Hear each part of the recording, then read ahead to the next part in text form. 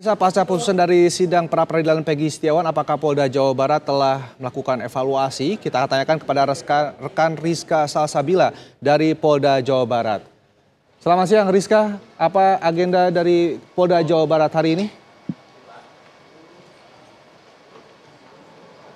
Ya, selamat siang Rendra, Fahada dan juga pemirsa. Untuk hari ini memang Polda Jabar sendiri belum melakukan ataupun adanya agenda khusus mengenai kelanjutan dari kasus pembunuhan Vina Cirebon, yang mana sebelumnya juga pada malam hari sebelumnya Peggy dan juga kuasa hukumnya ini telah berpulang ataupun telah dibebaskan dari Polda setelah amar putusan dari Hakim Tunggal Pengadilan Negeri Bandung, yang mana dari putusan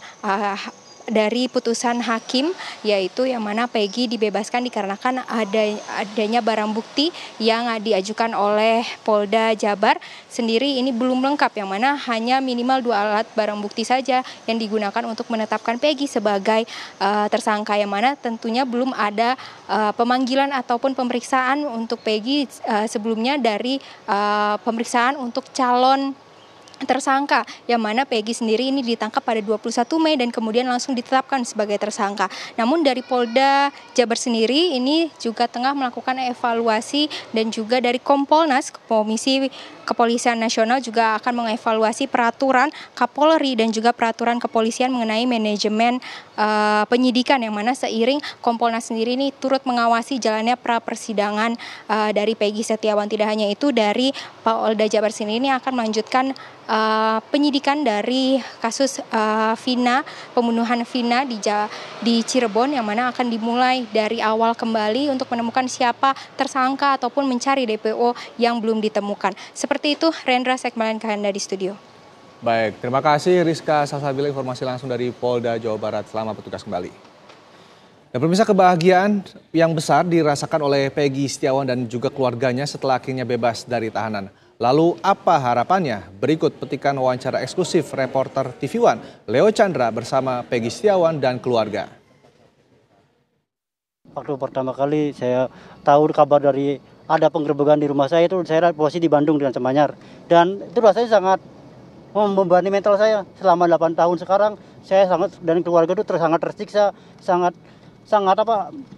sedih sekali, karena terpukul, karena saya harus menanggung ibaratnya kesedihan dan kesalahan yang tidak pernah saya lakukan. Saya harus menanggung, keluarga saya harus menanggung malu, harus menanggung rasa trauma dan pokoknya semua. Dan pada akhirnya sekarang alhamdulillah setelah 8 tahun yang lalu akhirnya kebenaran terungkap, dan alhamdulillah banyak orang-orang yang baik yang masih mau memperjuangkan keadilan di Indonesia ini. Peggy, saya mau nanya juga nih terkait di dalam. Seperti apa ini? Apakah ada kekerasan atau bagaimana nih perlakuan dari polisi? Apakah sebaliknya polisi ini malah bertindak baik, mengamankan, dan juga bagaimana nih yang dirasakan di dalam? Alhamdulillah, sejak pertama kali saya masuk, saya disambut dengan baik, saya diperlakukan dengan baik. Saya sama sekali tidak pernah disentuh sedikit pun. Dan alhamdulillah terima kasih banyak kepada para pawas, para penjaga piket yang lain, Pak Agus Pramuji, Pak Sucipto, Pak Johari, Pak Dude, dan buat rekan-rekan yang lain, para piket yang lain, Pak Ipan, Pak Sultan yang sudah baik, Pak Deden yang sudah selalu baik kepada saya, yang selalu ngasih makan saya, dan selalu mensupport saya, selalu mengingatkan saya untuk sholat tahajud, untuk ngaji.